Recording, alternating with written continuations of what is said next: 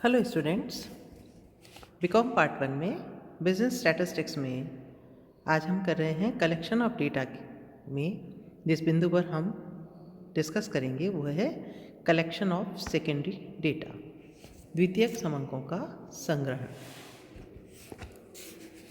देखिए, एक बार संग्रहण व प्रयोग करने के बाद जब समंकों का पुनः प्रयोग किया जाता है तो वे द्वितीयक समंक कहलाते हैं।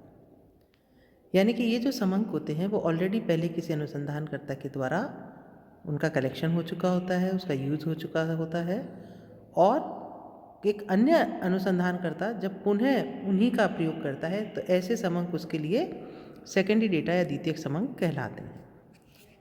द्वितीयक समंक जो हैं इन्हें हम प्रकाशित या अप्रकाशित दोनों रूप में प्राप्त कर सकते हैं। प्रकाशित समंकों के जो स्रोत हैं वो कौन कौन से हो सकते हैं उनको हम विस्तारपूर्वक देखते हैं। सबसे पहले हम देख रहे हैं इंटरनेशनल पब्लिकेशंस। अंतर्राष्ट्रीय संस्थाओं या अन्य राष्ट्रों की सरकारों द्वारा सांख्यिकीय अनुसंधान के तथ्यों को समय समय पर प्रकाशित किया जाता है, जैसे यूएनओ या अंतर्राष्ट्रीय श्रम संगठन ILO, अंतर्राष्ट्रीय मुद्रा कोष IMF, ये सभी संस्थाएं जो हैं वो अपने वार्षिक प्रतिवेदन जो है वो प्रकाशित करती हैं। इसी तरीके से सरकारी प्रकाशन के रूप में भी ये समंक मिल सकते हैं गवर्नमेंट पब्लिकेशंस में। तो केंद्रीय सरकार और राज्य सरकार के विभिन्न मंत्रालयों के अंतर्गत स्थापित विभिन्न सांख्यिकीय विभागों तथा अन्य सरकारी निदेशालयों द्वारा नियमित रूप से आंकड़े संग्रहित करके उन्हें प्रकाशित किया जाता है जो विभिन्न क्षेत्रों से संबंधित होते हैं। इनमें हम अगर देखें तो statistical abstract of India, reserve bank of India bulletin, statistical abstract state wise जो पब्लिश होता है वो सब गवर्नमेंट पब्लिकेशन में ही आते हैं। इसी तरीके से अर्ध सरकारी संस्थाओं के प्रकाशन अथवा प्रतिवेदन, publications and reports of semi government bodies. अर्ध सरकारी संस्थाएं जैसे लोकल अथॉरिटीज़, इसमें हम शामिल करते हैं नगर पालिकाएँ, नगर निगम, पंचायतें, जिला परिषद। ये भी जन्म मरण, सार्वजनिक स्वास्थ्य, शिक्षा, चिकित्सा एवं सार्वजनिक विकास से संबंधित समंकों का प्रकाशन समय समय पर करती रहती हैं। तो अनुसंधानकर्ता अपने अनुसंधान की आवश्यकता के अनुरूप इनसे समंक प्राप्त कर सकता है। इसी तरीके से समितियों एवं आयोगों के प्रतिवेदन होते हैं।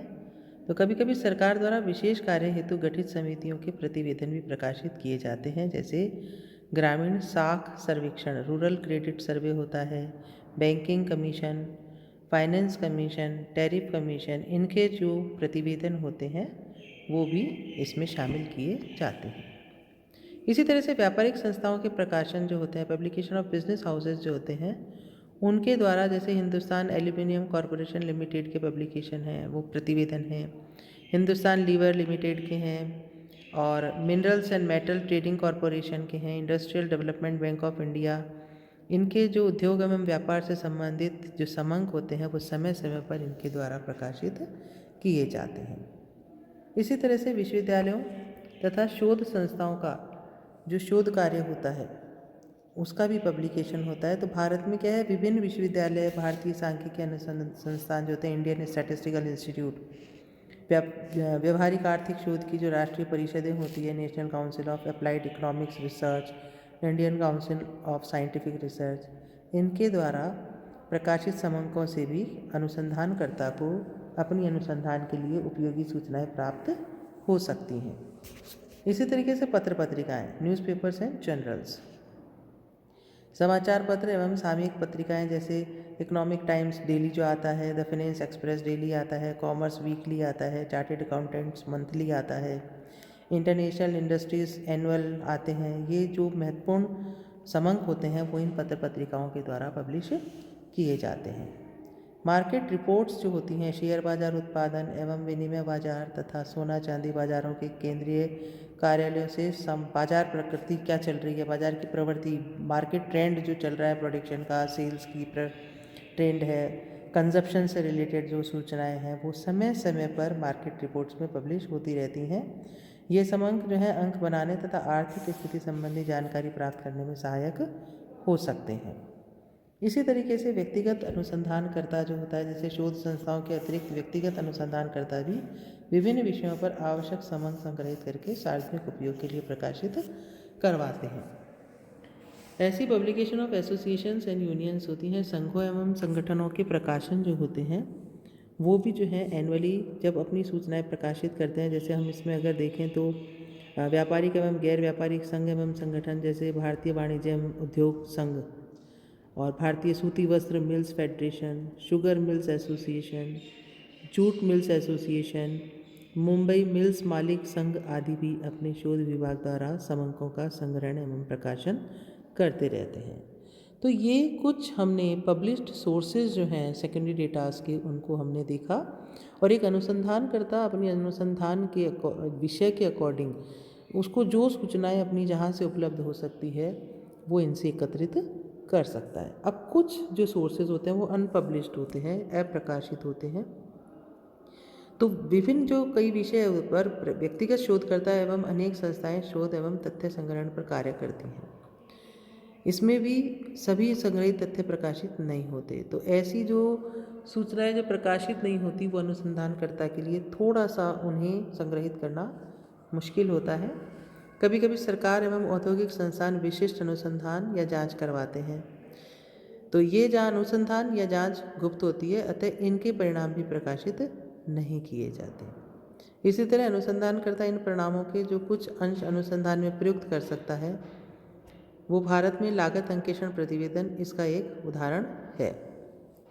अब एक चीज़ आती है कि हम ये देख रहे हैं कि द्वितीयक समंक ऐसे समंक होते हैं जो पहले से ही संग्रहित हो गए हैं और अब उनका जो है प्रयोग दोबारा से दूसरे अनुसंधानकर्ता द्वारा किया जा रहा है। तो इनमें कुछ सावधानियां अनुसंधानकर्ता को अपनानी चाहिए, रखनी चाहिए, जिससे कि उसके अनुसंधान का उद्देश्य पूरा हो सके। तो वो कौन कौन सी सावधानियां हैं जो उसे ध्यान में रखनी चाहिए? तो द्वितीयक समंकों का प्रयोग करने से पूर्व अनुसंधानकर्ता को भली भांति उनकी जांच कर लेनी चाहिए, क्योंकि पहले जब वो उनका संग्रहण किया गया है तो जो संग्रह करता था या जो संस्था थी उसने अपने उद्देश्य की पूर्ति के लिए उनको एकत्रित किया था। तो अब किए जा रहे अनुसंधान के उद्देश्य से वो मैच होते हैं या नहीं, ये अनुसंधानकर्ता को अच्छी तरीके से जांच लेना चाहिए, परख लेना चाहिए। क्योंकि कई बार क्या होता है, द्वितीयक समंकों में कई कमियां हो जाती हैं जो कि आपकी जो अनुसंधान है उसके उद्देश्य को पूर्ण नहीं कर पाती। तो ऐसी कौन कौन सी बातें हैं जो अनुसंधानकर्ता को ध्यान में रखनी आवश्यक है? सबसे पहले गत अनुसंधानकर्ता के विषय में जानकारी वर्तमान अनुसंधानकर्ता को होनी आवश्यक है, ताकि वो जो आंकड़े प्राप्त कर रहा है उनको अपने अनुसंधान में प्रयोग करके वो उसका सही परिणाम जो है वो प्राप्त कर सके। गत अनुसंधान का उद्देश्य उसे पता होना चाहिए। प्राथमिक एवं द्वितीयक समंकों के उद्देश्यों के समानता होने पर ही इन समंकों का प्रयोग किया जा सकता है। तो कभी कभी जब उद्देश्यों में अंतर होगा तो समंकों में भी, एकत्रित समंकों की प्रकृति में भी अंतर आ जाता है। इसी तरीके से क्षेत्र में समानता होनी चाहिए। वर्तमान अनुसंधानकर्ता का क्षेत्र विगत अनुसंधान क्षेत्र के अनुरूप होना चाहिए, तभी सेकेंडरी जो डेटा है वो प्रयोग में लाना अनुसंधानकर्ता के लिए उपयोगी रहता है। इसी तरीके से संग्रहण की रीति, तो अगर हम मेथड ऑफ कलेक्शन पर जाते हैं तो प्राथमिक समंकों के संग्रहण में प्रयुक्त रीति वर्तमान अनुसंधान के लिए किस सीमा तक उपयुक्त एवं उपयोगी सिद्ध हो सकती है, इस पर भी विचार कर लेना चाहिए। क्योंकि हो सकता है पहले अनुसंधान का प्रयोग किया गया हो अथवा अप्रत्यक्ष अनुसंधान का वो अब उपयुक्त ना हो। इसी तरीके से टेक्निक ऑफ कलेक्शन क्या रही, जिसने पहले ये डेटा कलेक्ट किए, समंक संग्रहित किए, उसने इनका संग्रहण कैसे किया। जैसे उसने सेंसस कलेक्शन किया या सैम्पलिंग कलेक्शन किया, किस तरीके से ये संकलित हुए, इसका भी वर्तमान अनुसंधानकर्ता को जब वो द्वितीयक समंक का प्रयोग कर रहा है उसकी जानकारी होना उसे आवश्यक है। कि जैसे प्रति चयन की कौन सी विधि अनुसंधानकर्ता ने अपनाई, किस मात्रा में उनका प्रयोग किया, क्या वर्तमान अनुसंधान के लिए वो जो है वो रिप्रेजेंटेटिव आइडियल जो है सैंपल बन सकते हैं या नहीं बन सकते, इस पर अनुसंधानकर्ता को विचार करना चाहिए। फिर बात आती है अवधि एवं परिस्थितियाँ। जिस अवधि से प्रथम अनुसंधानकर्ता संबंधित है तथा उस समय जो परिस्थितियाँ विद्यमान थी, क्या वो वर्तमान अनुसंधान के लिए उपयुक्त हो सकती हैं, इस बात पर भी विचार कर लेना आवश्यक है। क्योंकि मान लीजिए जनसंख्या से संबंधित यदि कोई समंक हैं तो वो वर्तमान परिस्थितियों में भी उतने ही अनुकूल हैं, इस पर अनुसंधानकर्ता को विचार कर लेना चाहिए। इसी तरीके से क्वांटम ऑफ एक्यूरेसी, शुद्धता की मात्रा की जांच भी करके ही द्वितीयक समंकों का प्रयोग किया जाना चाहिए। यदि मान लीजिए उन समंकों का अप्रॉक्सीमेशन किया गया है तो अप्रॉक्सीमेशन से उनकी शुद्धता पर क्या प्रभाव पड़ा है, यह अनुसंधानकर्ता को जांच कर लेना चाहिए। स्टैटिस्टिकल यूनिट भी एक ऐसी सावधानी है जिसका अनुसंधानकर्ता को ध्यान रखना चाहिए। द्वितीयक समंकों का प्रयोग, यूज़ ऑफ सेकेंडरी डेटा, यदि पहले से के अनुसंधान से जिसके आंकड़ों का प्रयोग आप करने जा रहे हैं, यदि द्वितीयक समंकों का प्रयोग किया गया था तो उसकी भी पूर्ण जानकारी प्राप्त कर लेनी चाहिए। इसी तरह एक ही उद्देश्य के लिए यदि अनुसंधानकर्ता ने विभिन्न स्रोतों द्वारा समंक एकत्रित किए हैं तो उनकी पारस्परिक तुलना करके ये देख लेना चाहिए कि उनमें से किसी स्रोत के द्वितीयक समंक उपभोग में लिए जाएं या नहीं। जो स्रोत सबसे अधिक विश्वसनीय हो उसी का प्रयोग करना चाहिए।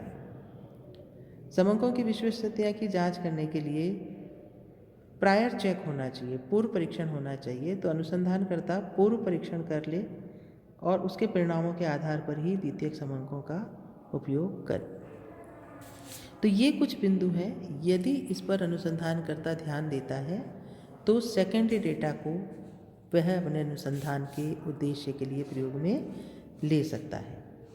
द्वितीयक समंकों की उपयुक्तता, उनकी पर्याप्तता एवं उनकी विश्वसनीयता को परख लेने के बाद ही उनका प्रयोग करना अनुसंधानकर्ता के लिए सुरक्षित रहता है। धन्यवाद।